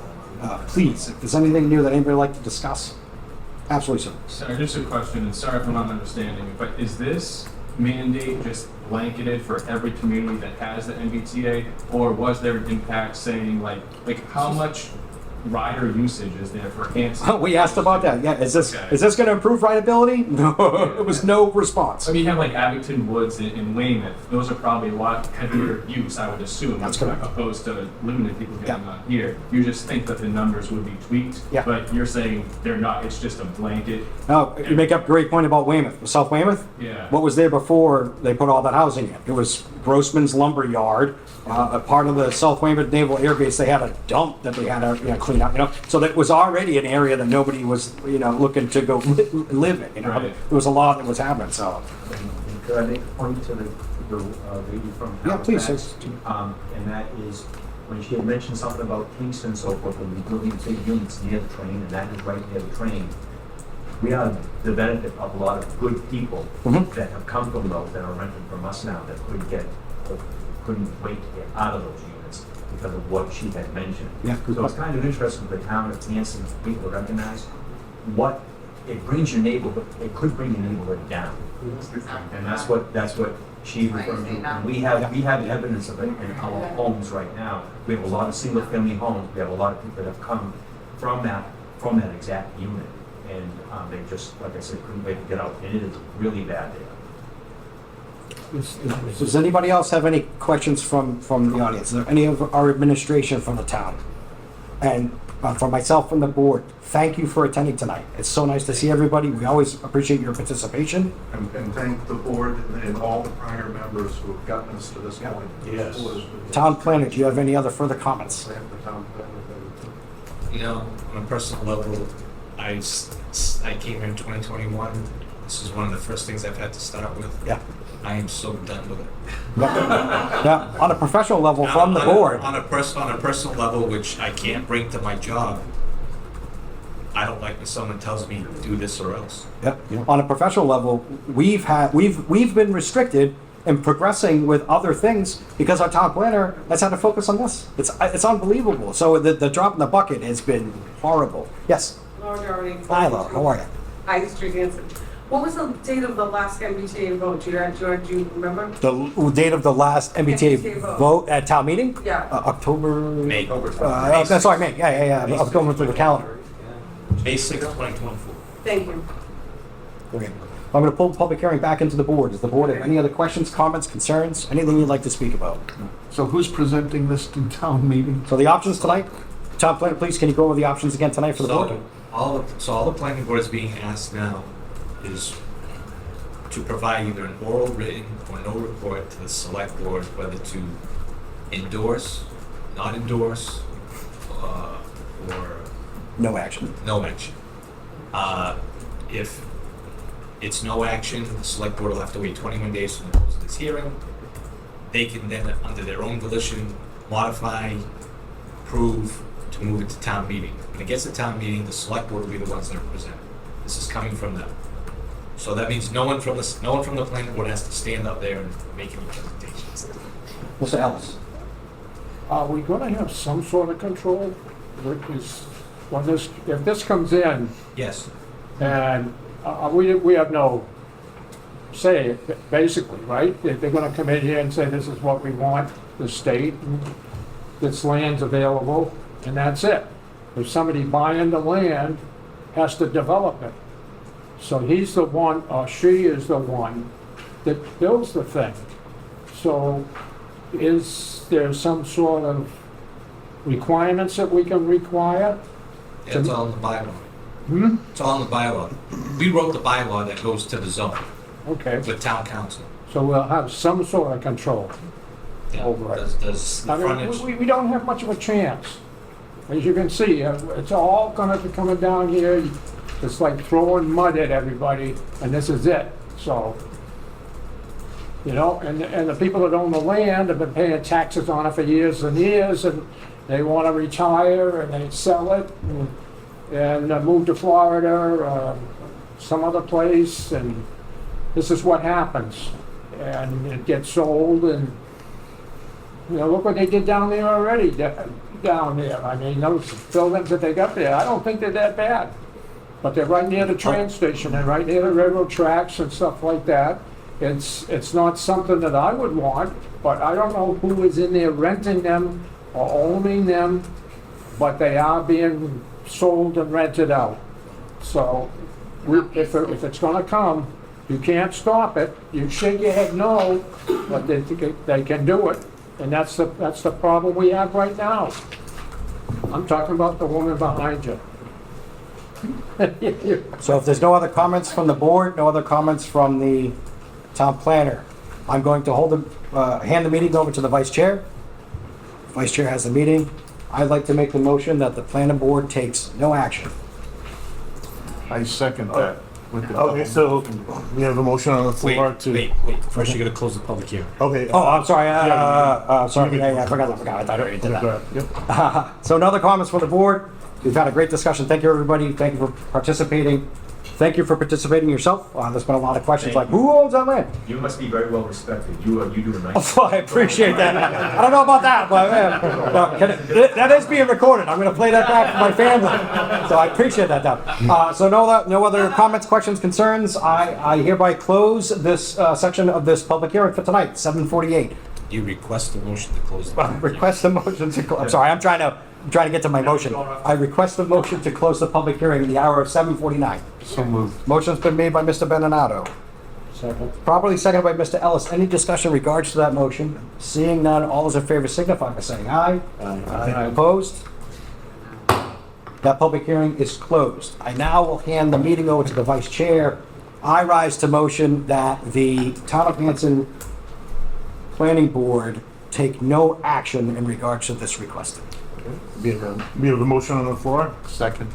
In a second. All those in favor of the motion? Any discussion? Oh, yeah, any other discussion? The only discussion I would have is I would like to say best efforts in 21 days to the Board of Select Board, or sorry, the Select Board, After this. Not only that, but to all our department heads, to our town administrator, we are here with the citizens, we are here with you. So my best actions on making that and moving forward with that. Thank So you. we have a motion and a second. Any other discussion? I would like to say no. Okay. We have a motion and a second. Yeah. All those in favor of that motion? Aye. Okay, so that's 5 in favor, Tony? You're gonna, I said no. no, no to, No to, what was, Oh, you're No not in action. favor? not in favor. You're not in favor of the action? over Okay. 1-0. So the planning boards is not going to issue any report to the select board. That's right. Okay. Vote before 1-0. Yep. So 410? 4-1-0. I thought he was with me. No, Justin, No. for clarification, Justin, no on voting no action. No action, Yeah, correct. 4-1-0. Yeah. So I will not issue a report to the select. Correct, that's correct, yeah. All right, moving on. You want to keep the meeting or? You can take that. You sure? All right. Yeah, Thank you very much. So if you want to hang around, we have some other things that we're going to go through as far as our agenda. I think the chief gonna get called out to a fire. Oh, yeah. Thank you. Thanks. Thank you. everyone. Appreciate it. Thank you. Anybody need to take a recess? I think the town, Tony, do you need to plug in your laptop? Laptop? 36%, I think I'm okay for now. You okay with that? Okay. So moving on, our agenda, we're going to go to our next item of business, which was originally at 6:45. It is now 7:51, 7:51, Stormwater Management General Bylaw, Article 3-21.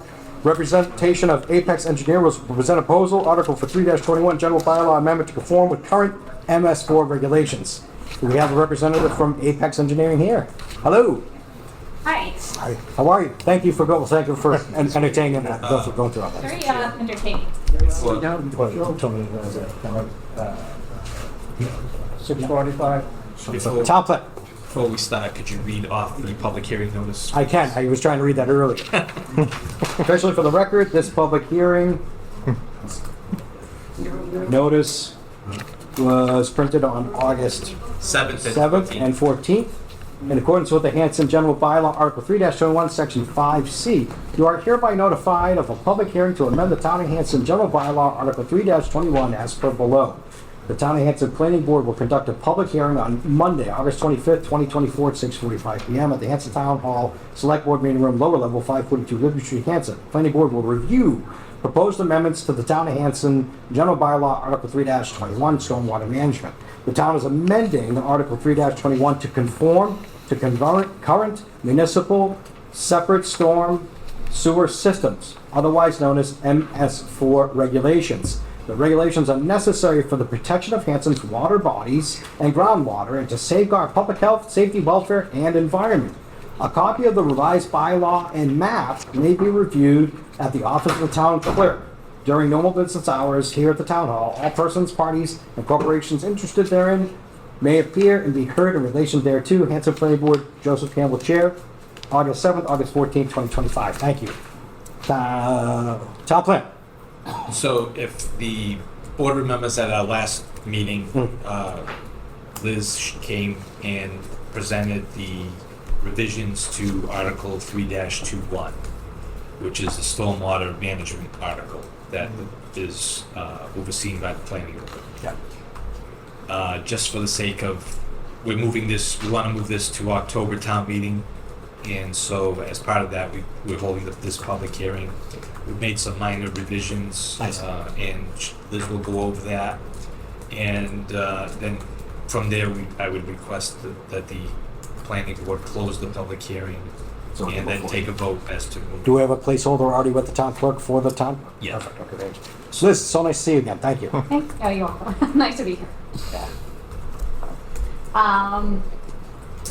If you want. Yeah, do you want me to repeat the presentation I gave last? If you want to give a brief overview, there's something Yeah. here that may not have been here, and then Want to keep it simple. let's dive into the changes. Okay, so I mean, the changes that we made basically reduce the the bylaw and separated it into rules and regs. The bylaw just spelled out what the town, just provided basic guidelines of how the stormwater regulations would be run and who would be in charge of them. We also created rules and regs, which were the meat and potatoes of the stormwater regulations. They told you who is required to comply with these. They told you what were the performance standards of these. Yes.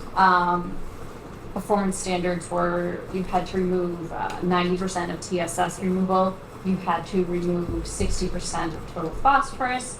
You had to incorporate low impact development stormwater management BMPs.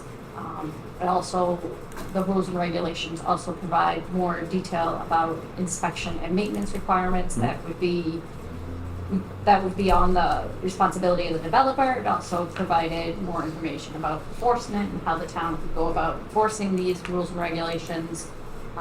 It required a stormwater pollution prevention plan to be submitted to the board, and as well as maintenance plans, and there was also an operation and maintenance agreement requirement from the developer. Liz, for the record, you said low impact BMPs, best management practices. Yes, low impact development, stormwater best management practices. These are things like reducing impervious area, such as reducing pavement, incorporating rain gardens, things like that. And by moving it into rules and regs, that also provides a little bit more oversight by the board itself. Yes. As opposed to having to go back to town meeting every time something needs to change. So it provides a little bit more oversight by the board. That's correct. In the previous version, all of these requirements were lumped into the town general bylaws, which meant anytime you wanted to change it, you would have to go in front of town meeting. It's much more slimmed down, the version that's in the town meeting bylaws. All of the important information that may change because of changes in the state or federal requirements can now be easily changed with 2 public hearings in front of the planning board.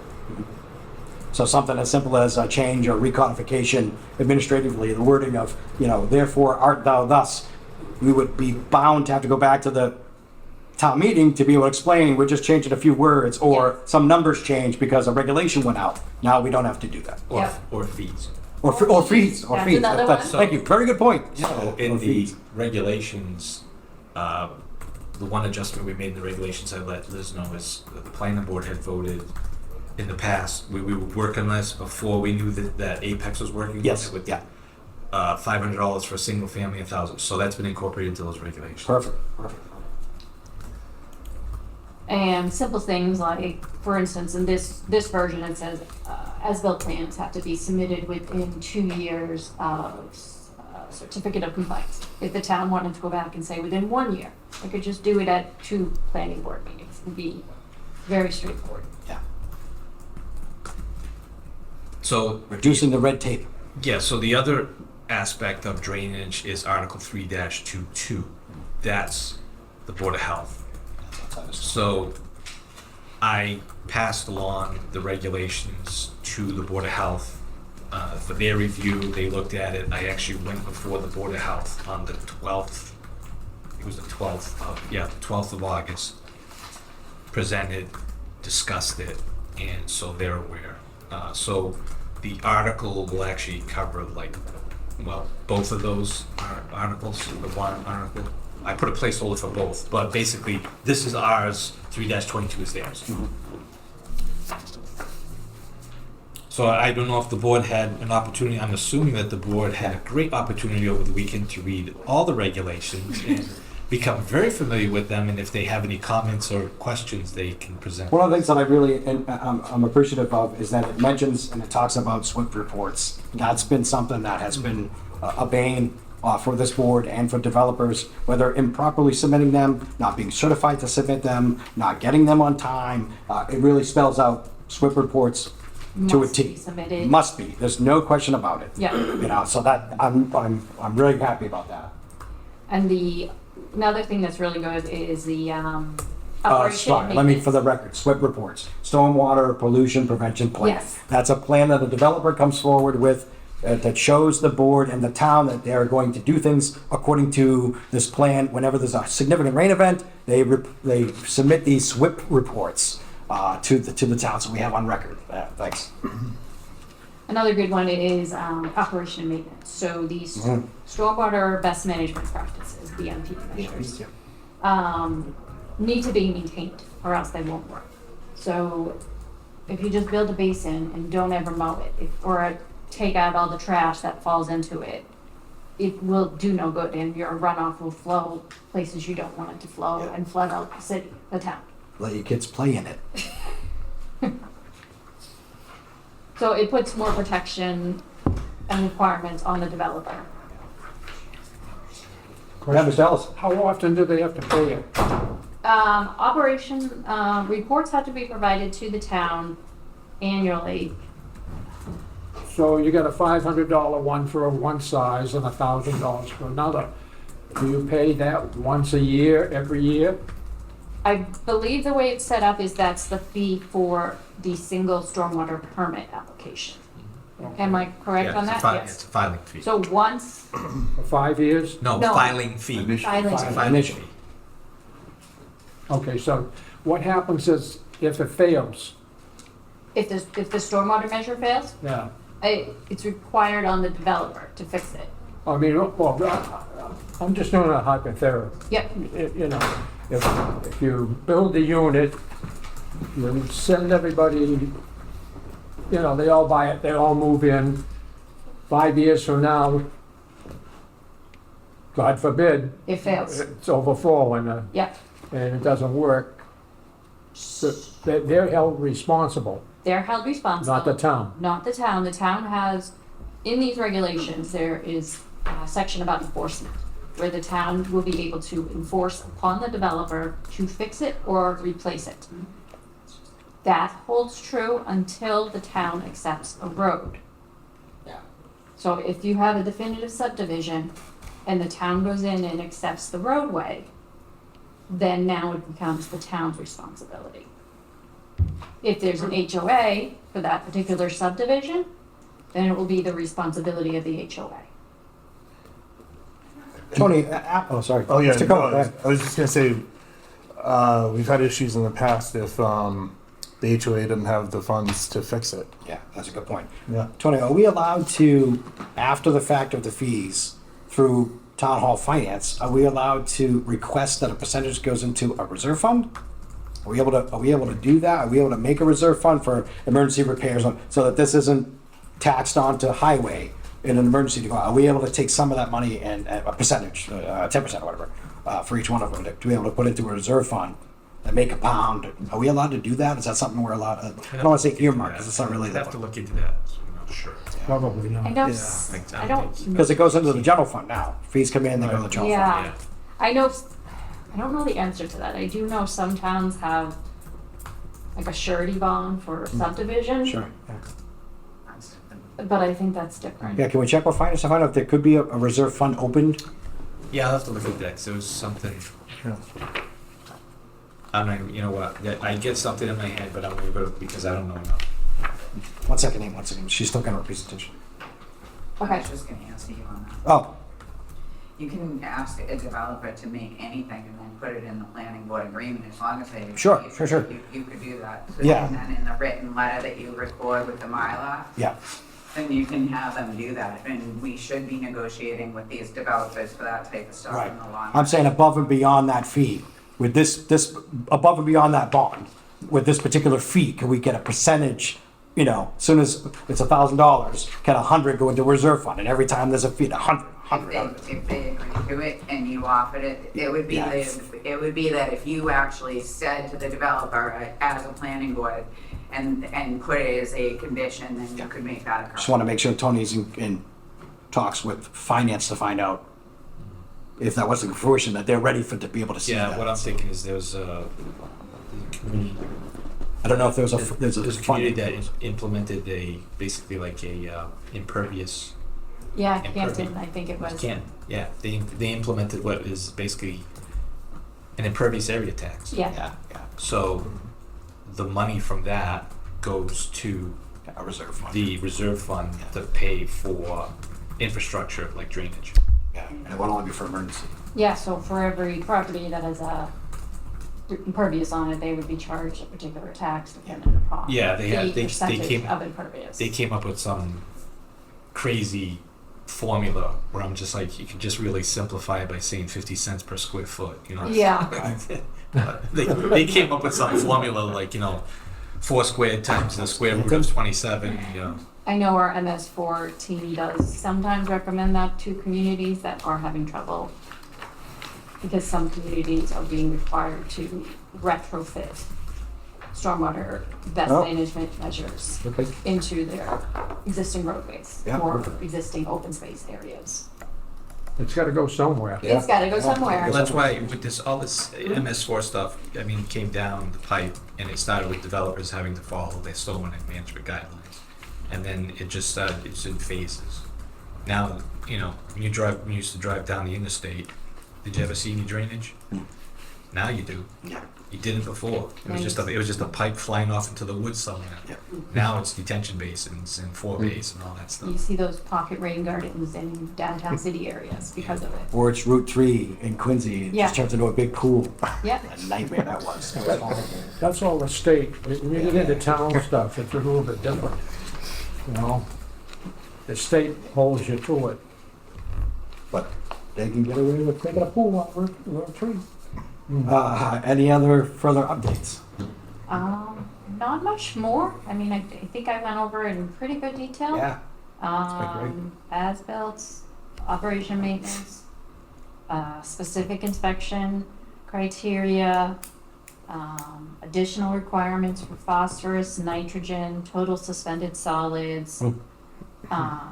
The regulations promote retaining stormwater on site, so that would mean you'd have a big basin and infiltrate into the ground completely or a high percentage of it, so runoff wouldn't be leaving the site, and impacting the town's stormwater drainage system if it's at capacity or has problems.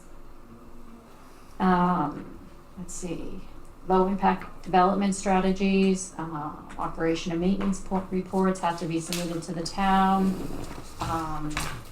And it provides very detailed requirements about what's required in an erosion and sediment control plan, as well as detailed calculations, details of what calculations and items that must be submitted for a stormwater management report to comply with these regulations. Yeah. That's another thing possibly about having that reserve fund. Somebody in our town hall is going to have to be enforcing this, staying up on the clerical of this. A lot of towns are requiring maybe something like a technical review fee, like a peer review fee. Sure. And a peer reviewer would come in and review all of this. Jay's going off to school. We have a problem with that because we've got subdivisions in the same way. They were supposed to leave money ahead. They just walk away from it. That ain't happening anymore. Yeah. The other problem that I found that Hanson has is you've accepted roadways, and then within 120 days after town meeting, the town has failed to execute all the necessary, Never filed. failed to secure all the easements and everything for some reason, and so the roads have remained private. Yeah. And people are like, I'm on a public way. It was voted at town meeting. Right. Then They go to town meeting and have them voted in. I have upstairs in my office a town meeting vote that it was, I think, 7 roads and 3 of them, no, I'm sorry, 2 of them wound up as public ways. The other 5 didn't, but we brought 2 of them online in 2023. Tagway and Litchfield Lane. But there's still, still a couple other ones that kicking down. the town, at that point, the town had signed off and all the bond money went away because the town said, okay, you're good. So at this point, Mr. Chair, if there's nothing else, I mean, the board would close the public hearing. No other comments from you, Tony? Any other comments or questions from the board?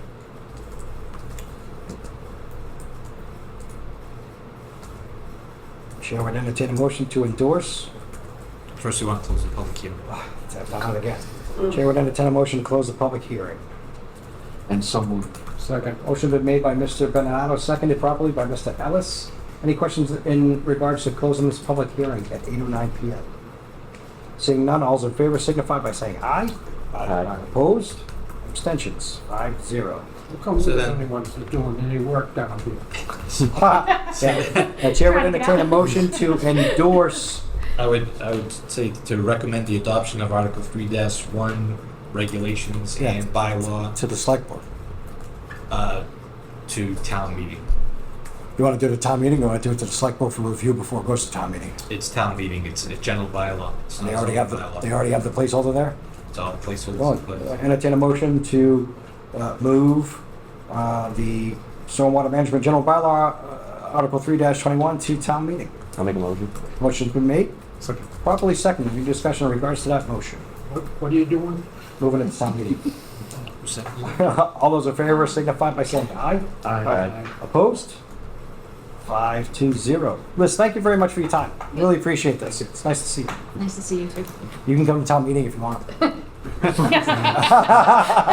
Okay. I'll, That was br- enough. I'll bring Klondike bars. Moving on our public hearings, time having arrived at 8:10 PM. I'm going to open the continue hearing for Main Street pedestrian improvements. The project consists of replacing and/or constructing approximately 4,000 linear feet of sidewalks along Main Street from High Street to L Street. The design engineer will present revised plans addressing public and board comments from the last meeting. Town plan. So, I had a conversation with Dantis, two things that I need to bring up to the planning board. One, they had revised the plans, but there's two things that we have to deal with. One, there's $23,000 left in the budget for the grant Okay. for that project. So we need to sort of finish up. Yeah. And second is the grant sunsets on the 30th of June 2026. So I can have them, we can continue this to the next meeting in, say, September, and then have them come in, and we sort of need to Button it up then. we need to start buttoning this up. Tentative September 8th. Yes. Any questions or comments, as this is a public hearing from the public? Anybody in attendance? Is this the final? No, one more. Seeing none, entertain a motion to continue Main Street pedestrian improvements tentatively till September 8th. So moved. Motion's been made, I'll second. properly second, thank you. Any discussion in regards to that motion? Seeing none, all in favor signify by saying aye. Aye. Opposition?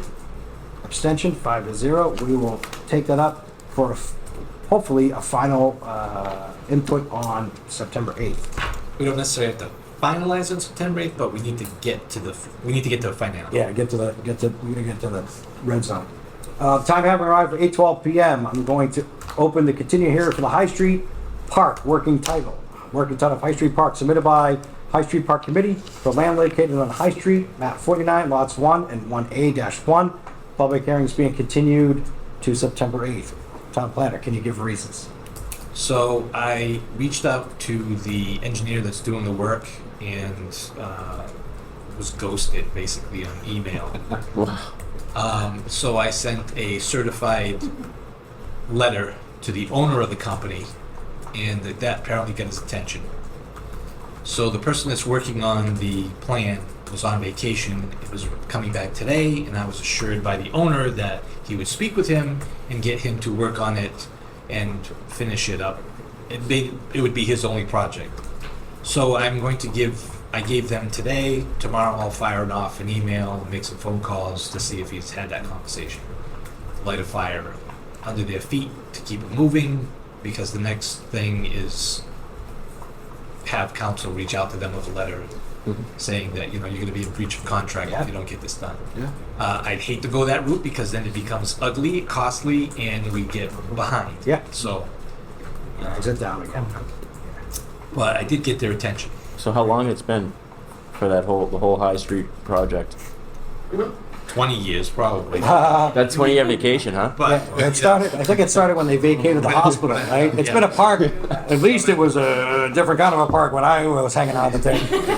when I came on, they had told the committee that, the committee had been waiting for 2 years, was able to light a fire under their feet and get the plans done And now it's just the revisions have been taking forever, and the sad part is I come from that background and I know what it takes, and, you know, when the guy's giving me a story, I wanna be like, that story is on page 20, paragraph 2, sentence 3. I used it a few years ago, so now stop using it because it's not true.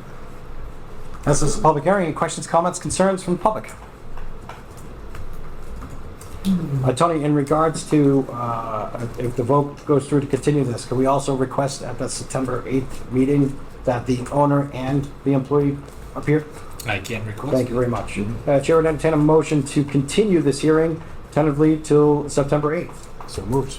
Motion's been made by Mr. Cohen. I'll second it. Seconded by Mr. Justin. Thank you, sir. Any discussion in regards to that motion?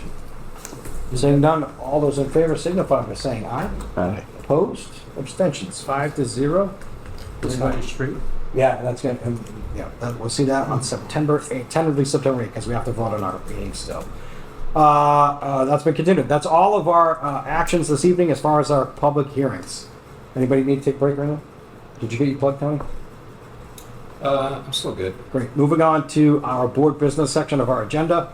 Meadowbrook subdivision, County Road, endorse certificate of action for subdivision modification and waiver of streetlights. That would be me. Yes.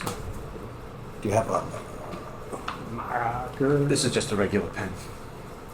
Okay. Any update on whether or not Mr. Ellis was able to contact National Grid for that streetlight on County Road? I believe they're working on it. I have seen a poll Oh yeah, sweet. at the entrance. Nice. If you want to sign top line, update it, please. August 25th, 2025.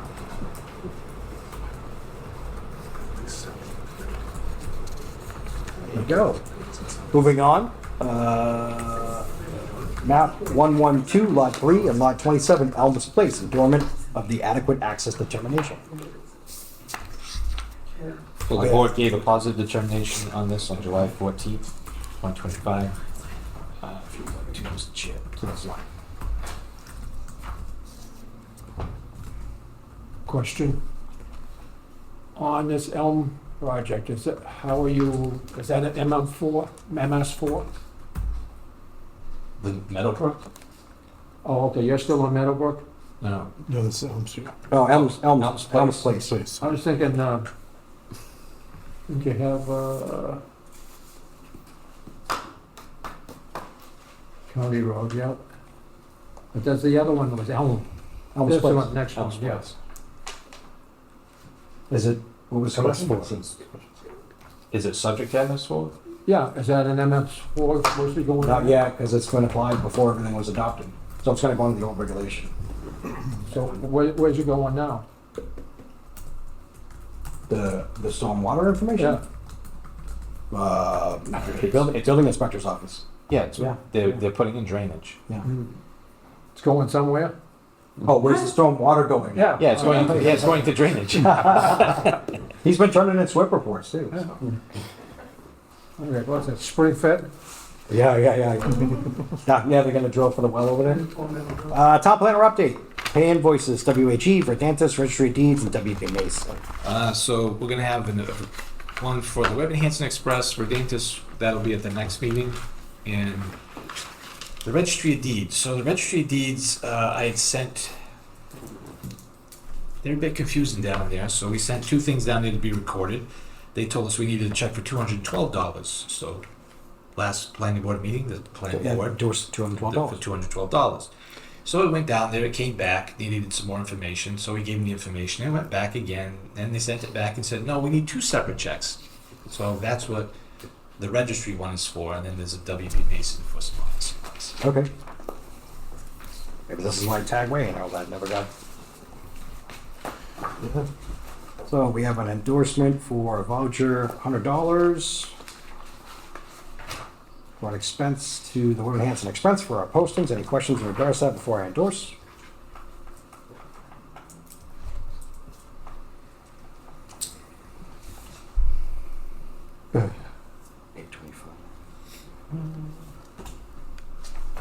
Next up is $59.99. That's the WB Mason office. Any questions in regards to that?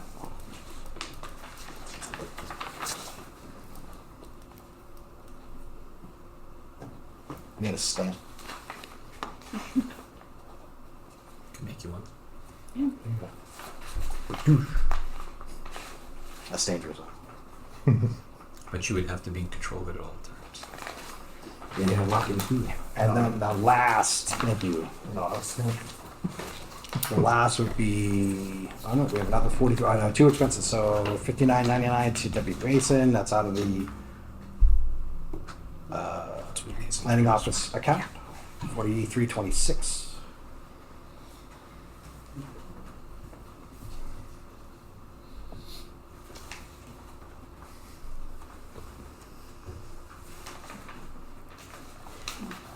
IT get you any line?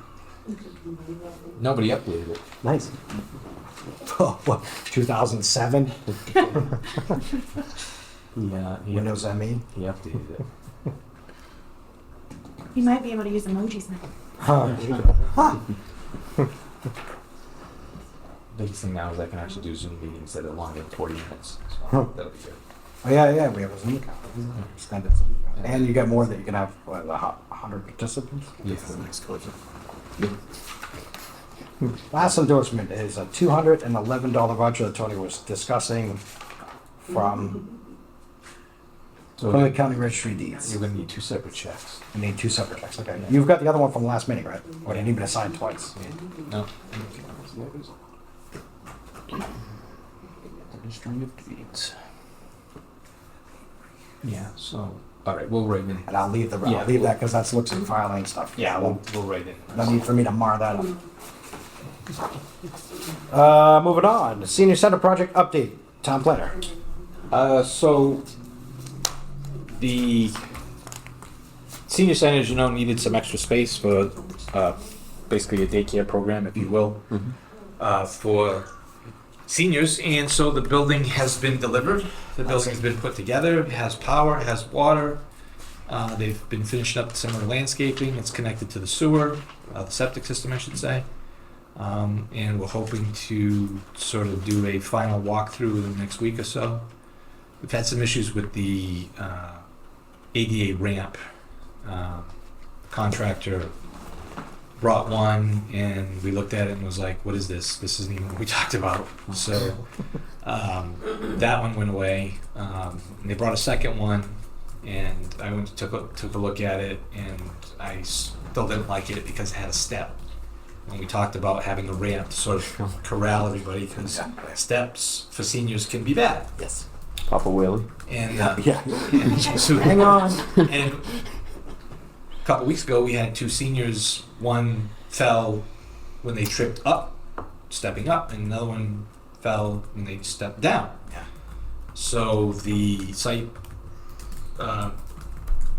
manager from Box Modular, he looked at it and he's like, I don't like this, so I'm gonna order a new one. He asked, he said, can I make you the bad guy? I'm like, sure, because I don't like it either. I don't want a step. I want it to be the ramp and railings so that it's easy access in and out of the building. So that supposedly is gonna be here tomorrow, the next day they'll install it, but Gravity's the bad guy. yeah. So we're getting everything wrapped up and hopefully that building will be up and running full in September. Is it tied into the generator? I believe it is. Good. I believe it is. Because they use that, our outages, they use a cooling station, stuff like that, or a heating station. Yeah, That's good. yeah, I think it is because I know we're also putting in. They pulled wire for internet and so forth. Cool. So it's all I self-sustained. think if anything else happens to that building, we might have to inquire about whether the generator's big enough. 22 kilowatt. It should be. Yeah, It's not yeah, really it's a lot pretty going big. on. Good Yeah, it's a sized big generator. Yeah. Cool. Where is this? In your backyard. Hmm? In your backyard. Where I back up? No, in your backyard. Senior center. My backyard. I knew it would hit eventually. Anything else, Tony, from your update? No, sir. Any questions from the board for the town planner? Anything for the good of the order? No, I know that's next, but the next potential meeting on the 8th, I have a conflict. What? That's why we had to get all them public hearings done. Yeah. Yeah, no worries. Anybody else? Cheers. Anything positive, negative going on? Cool. He's got an issue. What is it? What's that? He's got an issue. I'm not violating HIPAA. So last item of business is our Item of speech. our planning board scheduling for September 8th. What's the will of the board? I'll move that date. I'm fine with September. Thank you very much. Yeah. Motion on the floor, motion's been made and seconded. Is that right? Yep. Motion been made and seconded for our next planning board to be held Monday, September 8th, same bad time, same bad channel, right here at the town hall. Any discussion in regards to that? Mr. Bonanno, thanks for letting us know about your absence. We're gonna be sad to see you go. We were having pizza that night. All those in favor signify by saying aye. Aye. Opposed? Abstentions, 5-0. So we'll see everybody on Was that a motion to September adjourn? 8th. Not yet. Yeah, okay. Last item of business. Paul? Motion to adjourn. Motion's been made to adjourn. I'll second that. Properly seconded, but thank you, sir. Motion been made to adjourn, probably second. Any discussion? Seeing none, all those in favor signify by saying aye. Abstentions? Any news? It's 8:25, we are adjourned.